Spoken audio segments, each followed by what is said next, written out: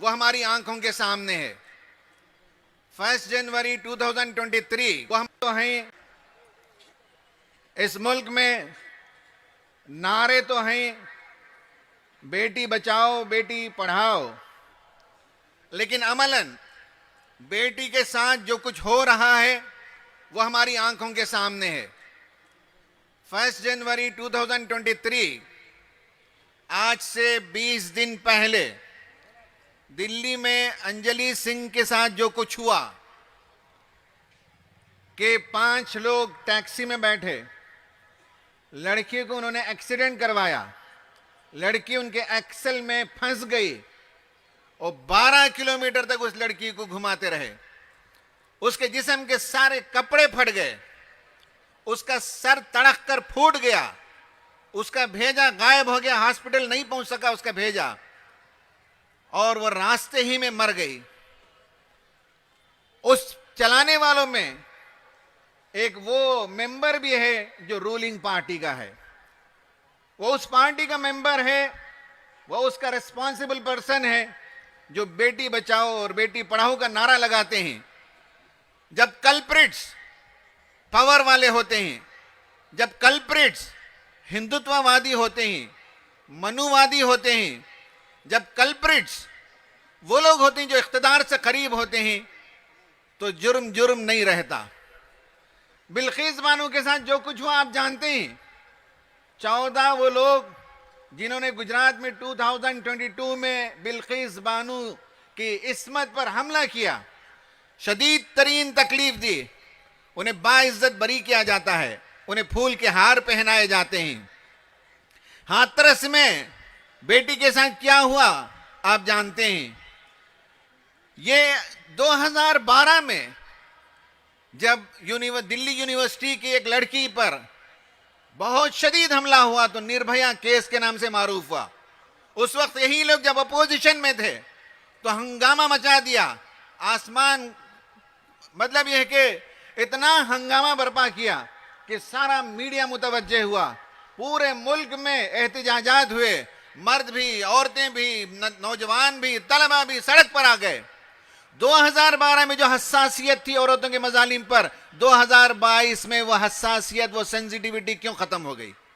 اس کا مطلب یہ ہے کہ جو نعرہ لگاتے ہیں وہ خود بے حس ہیں، ان کے دلوں کے اندر عورتوں کے لیے کوئی احترام نہیں پایا جاتا، عورتوں کے لیے کوئی حس نہیں پائی جاتی، عورتوں کے عزت کے اور عصمت کے تحفظ کے لیے ان کے پاس کوئی آئیڈیا نہیں ہے۔ اگر عورت مائنارٹی سے ہے، اگر عورت چھوٹی ذات سے ہے تو اس کی عصمت کی حفاظت کی ذمہ داری یہ لوگ نہیں لیتے۔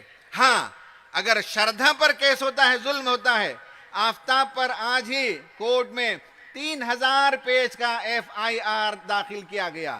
یا نہیں ہے کہ کلپریٹ کا مسلمان ہونا ضروری ہے تب عورت کے حق میں آواز اٹھائی جائے گی۔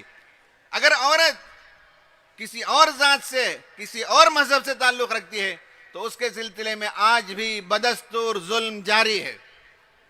BBC نے ایک رپورٹ شائع کی ہے، اس میں انہوں نے بتایا ہے کہ 2016 سے 2022 تک عورتوں پر جو مظالم ہیں وہ ہر سال بڑھتے چلے گئے، اور اب 25% کا اضافہ ہوا ہے۔ اور اس نے بتایا کہ گزشتہ ایک سال کے اندر 6 ملین FIR جو داخل کیے گئے ہندوستان میں، ان میں سے آدھا ملین عورتوں پر مظالم سے متعلق ہے، عورتوں پر ایٹروسٹیز اگینسٹ ویمن پر 500,000 کیسز ہوئے ہیں، اور یہ 500,000 کیسز جو ہے گزشتہ سال کے بنسبت 25% کا انکریز ہے۔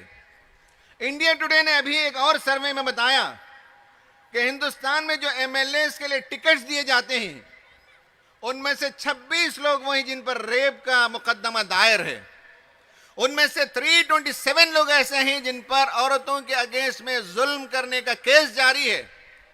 ایک طرف تو اسمبلی اور پارلیمنٹ میں یہ باتیں کرتے ہیں، دوسری طرف ٹکٹ دیتے ہیں ریپسٹ کو، دوسری طرف ٹکٹ دیتے ہیں عورتوں پر ظلم کرنے والوں کو، اور حیرت انگیز طور پر انڈیا ٹوڈے نے بتایا کہ ان تمام ٹکٹ دینے والوں میں سب سے زیادہ BJP نے ٹکٹ دیا ہے اور دوسرے نمبر پر BSP نے ٹکٹ دیا ہے۔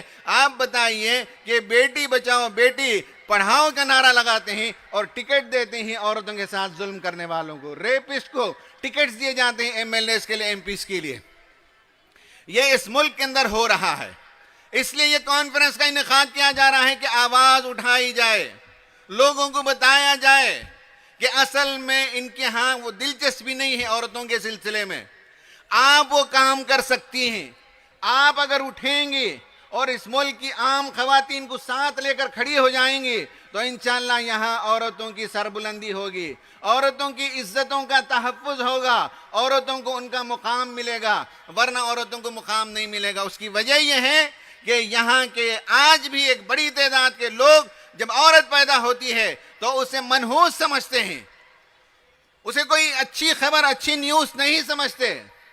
قرآن میں بتایا وَإِذْ بُشِّرَ أَحَدُهُمْ بِالْأُنْثَىٰ, جب کسی کو لڑکی پیدا ہونے کی خبر دی جاتی ہے, نیوز دی جاتی ہے, قرآن کہتا ہے کہ جب یہ نیوز ان کو دی جاتی ہے تو ظَلَّ وَجْهُهُ مُسْوَدًّا وَهُوَ كَظِيمٌ, اس کے چہرے پر کلونس چھا جاتی ہے, اس کا چہرہ کالا پڑ جاتا ہے, وہ غصے سے بھرا ہوا ہوتا ہے کہ میری بیوی نے لڑکی کو کیوں جنم دے دیا.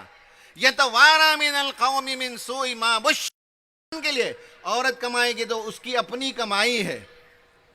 قرآن نے کہا کہ عورتوں کے ساتھ شادی کرو. کس کے لیے شادی کرو؟ محسنات غیر مسافحات. عورت کو نکاح میں لینے کے لیے سورہ نساء میں بتایا گیا کہ محسنات کا مطلب ہے خلے کے اندر لینا. حسن کہتے ہیں خلا, عورت کو خلا کے اندر لے آنا, اور خلا میں وہ رانی ہوگی اور مرد راجا ہوگا اور بچے اس کی رعایا ہوں گے. یہ تصور اسلام دیتا ہے کہ عورت اس قلعے کی رانی ہے, میرے گھر کی رانی میری بیوی ہے, لیکن ہم نے اسے بنا دیا نوکرانی بنا دیا. حسن کا لفظ استعمال کر کے قرآن نے کہا کہ شادی کرو تو رانی بنانے کے لیے شادی کرو, قلعے کے اندر اسے لے آؤ, اسے تحفظ عطا کرو, اسے رانی کا مقام دو, اسے ریسپیکٹ دو. اور قرآن نے کہا محسنات غیر مسافحات, شادی کرو تو خلا میں لانے کے لیے, صرف پانی بہانے کے لیے شادی نہ کرو. معلوم ہوا کہ عورت صرف جو ہے وہ جنسی لطف اندوزی کا سامان نہیں ہے, وہ خاندان کی رانی ہوتی ہے, وہ پوری مملکت کو سنبھالتی ہے, گھر کو چلاتی ہے, شوہر کو دلاسا دیتی ہے, بچوں کی تعلیم و تربیت کا انتظام کرتی ہے.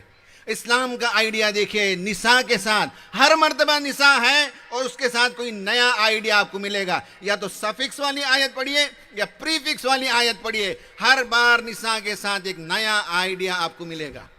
یہ قرآن کا کمال ہے کہ نساء استعمال کیا 22 ٹائمز اور ہر بار ایک نیا ڈائمنشن دیا عورتوں کے حقوق کے لیے. یہ ریولیوشنری آئیڈیا 1400 ایئرز بیفور بھی نیا تھا اور آج بھی نیا ہے, اس ملک کے لیے بھی نیا ہے کہ عورتوں کو یہ عزت ملے, یہ مقام ملے, اور یہ ان کا جو اسٹیٹس ہے, یہ جو ان کا ایمپاورمنٹ ہے, قرآن ہمیں بتاتا ہے یہ انہیں دینا چاہیے. یہ جو پروگرام آج کیا جا رہا ہے اس میں آپ کو معلوم ہونا چاہیے کہ ہندوستان میں عورتوں کے ساتھ جو مظالم ہوتے ہیں, جو ایٹروسٹیز ہوتے ہیں, وہ 8 قسم کے ہیں. نمبر 1 ہے کہ ورک پلیس میں جہاں لڑکا اور لڑکی, مرد اور عورت کام کرتے ہیں, وہاں عورتوں کے ساتھ ہیراسمنٹ ہوتا ہے, سیکسول ہیراسمنٹ ہوتا ہے. دوسرا یہ ہے کہ سیکسول اسالٹ ہوتا ہے عورتوں کے ساتھ. تیسرا جو ظلم ہوتا ہے وہ ایسڈ اٹیک ہوتا ہے. چوتھا جو ظلم ہوتا ہے وہ ویمن ٹریفکنگ ہے, لڑکیوں کو اٹھا کر لے جاتے ہیں, انہیں بیچ دیتے ہیں بامبے میں, دلی میں, کلکتہ میں, اور ان کے ساتھ غلط کام لیا جاتا ہے اور عورتوں کی ٹریڈنگ ہوتی ہے, آج بھی ٹریڈنگ ہوتی ہے. پھر اس کے بعد شادی کا زمانہ آتا ہے تو ڈاوری سے ریلیٹڈ وائلنس ہوتا ہے, ڈاوری مانگا جاتا ہے. اور اس کی بات یہ ہے کہ ڈومیسٹک وائلنس نمبر 6.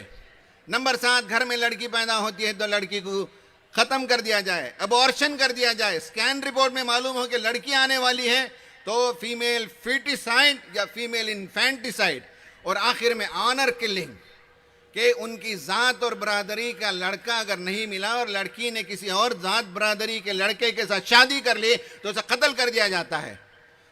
تو مطالعہ بتاتا ہے کہ یہ 8 بڑے بڑے قسم کے مظالم جو عورتوں کے ساتھ ہوتے ہیں. اسلام کا آئیڈیا دیکھیں, ڈاوری کے اپوزٹ میں مہر دینے کے لیے کہا گیا, وَآتُوا النِّسَاءَ صَدَقَاتِهِنَّ نِحْلًا, عورتوں کو ان کا مہر خوشی خوشی سے دیا کرو. عورتوں کو مہر کتنا دینا چاہیے؟ پرانے زمانے میں تو 786 روپے دیتے تھے، 5000 روپے دیتے تھے. آج کے لڑکے کتنا دیتے ہیں؟ 50,000 روپے زیادہ سے زیادہ دیتے ہیں. حضرت موسیٰ علیہ السلام نے اپنی بیوی کو کتنا دیا مہر میں؟ حضرت موسیٰ علیہ السلام نے ان کے سسر نے کہا کہ میری بیٹی سے شادی کرو، پیسے تمہارے پاس اس وقت دینے کے لیے موجود نہیں ہے، مہر یہ ہے کہ تم 8 سال کی نوکری کرو. 8 سال کی نوکری. کلکتہ کے حساب سے ایک ایوریج آدمی 25,000 روپے اگر مہینے کو کماتا ہے تو ایک سال میں وہ 3 لاکھ روپے کماتا ہے اور 8 سال میں 24 لاکھ روپے کماتا ہے. تو سسر نے کتنا مطالبہ کیا؟ 24-25 لاکھ روپے آج کے حساب سے مطالبہ کیا. حضرت موسیٰ علیہ السلام نے 24-25 لاکھ روپے دیے. آپ بتائیے کوئی دیتا ہے آج ہماری عورتوں کو اتنی بڑی رقم؟ نبی کریم صلی اللہ علیہ وسلم نے بی بی خدیجہ سے جب شادی کی تو کتنا دیا مہر؟ لوگوں کو نہیں معلوم ہے، خواتین کو نہیں معلوم ہے. معلوم ہونا چاہیے. مولانا مودودی رحمت اللہ علیہ نے اپنی کتاب میں لکھا ہے سیرت سرور عالم میں کہ نبی کریم صلی اللہ علیہ وسلم نے 20 اونٹ بی بی خدیجہ کو مہر میں دیے. اور میں نے راجستھان والوں سے پوچھا کہ ایک اونٹ کی قیمت کیا ہے؟ کہا 1 لاکھ سے 1.25 لاکھ روپے. تو مطلب 20 اونٹ کا مطلب ہے 24 سے 25 لاکھ روپے نبی کریم صلی اللہ علیہ وسلم نے مہر میں ادا کیا. آپ کو یہ بات سمجھ میں آ رہی ہے کہ اسلام نے عورت کا مقام کتنا اونچا کیا؟ جہیز مانگ کر نہیں لی جاتی ہے بلکہ دیا جاتا ہے مہر میں، اور اتنی بڑی رقم کہ 24-25 لاکھ روپے آج کے حساب سے آتے ہیں. ضروری نہیں کہ ہر آدمی اتنا دے، لیکن مہر ایک ریسپیکٹیبل اماؤنٹ ہونا چاہیے، ایک سیزیبل اماؤنٹ ہونا چاہیے. عورت کو اتنی رقم ملے کہ وہ کسی وجہ سے کوئی پرابلم ہو جائے، شوہر کا انتقال ہو جائے تو کسی کے سامنے ہاتھ پھیلانے کی نوبت نہ آئے، ریسپیکٹفل لائف وہ 1.5-2 سال گزار سکے، اتنی رقم مہر میں دی جانی چاہیے. یہ ہے اسلام کا آئیڈیا. اب آپ کی ذمہ داری اپنی گفتگو کو میں ختم کرتے ہوئے بتانا چاہوں گا کہ 4 کام کریں. نمبر 1 یہ ہے کہ آپ سیکھیں، لرننگ کریں. عطیہ باجی نے بتایا کہ سیکھنا چاہیے، نالج حاصل کرنا چاہیے. نبی کریم صلی اللہ علیہ وسلم کی مجلس میں خواتین جاتی تھیں اور سیکھتی تھیں. لرن کیجئے کہ اسلام آپ کو کیا حقوق دیتا ہے، اسلام کیا تعلیم دیتا ہے خواتین کے سلسلے میں، آپ کی کیا ذمہ داری ہے، آپ کو کیسی زندگی بسر کرنی چاہیے. سیکھنا چاہیے، پڑھنا چاہیے، اور بڑے بڑے علماء کرام کی مجلسوں میں جانا چاہیے. امام ابن تیمیہ رحمۃ اللہ علیہ کی مجلس میں بھی خواتین آتی تھیں اور بہت سے لوگوں کی مجلس میں خواتین آتی تھیں. ان کی ایک شاگردہ تھی زینب کے نام سے، وہ بہت ذہین لڑکی تھی اور امام ابن تیمیہ سے علم حاصل کرتی تھی. ایسے بہت سے واقعات ہیں. نمبر 2 یہ ہے کہ آپ کو اپنے گھر میں وہاں اسلامی ماحول بنانا ہے. ظلم نہ کیجیے کسی پر. بچیوں پر ظلم کیا جاتا ہے، بیٹیوں کے ساتھ صبح شام ماؤں کا جھگڑا ہوتا ہے، ہر گھر کے اندر سکون غارت ہے. چھوٹی چھوٹی باتوں پر بچیوں کو گالی دینا، بچیوں سے جھگڑا کرنا، بچیوں کے عزت نفس پر حملہ کرنا، بچیوں کو مجروح کرنا، ان کے جذبات کی ایموشنلی ہرٹ کرنا. ہمیں دوسرا کام اپنے گھر میں کسی کو کم نہیں کرنا چاہیے. نہ ساس بہو کو ستائے، نہ بہو ساس کو ستائے، نہ ننند بھاوج کو ستائے، نہ بھاوج ننند کو ستائے، نہ دیورانی جٹانی کو ستائے، نہ جٹانی دیورانی کو ستائے. نمبر 2 یہ کہ آپ اپنے گھر میں عورت کا مقام اونچا کر کے دکھائیے. نمبر 3 یہ ہے کہ مختلف سرکلز قائم کیجئے. قرآن اسٹڈی سرکلز بنائیے، اسلامی علم کو پھیلانے کے لیے سرکلز بنائیے. میں نے ابھی زینب کی مثال دی.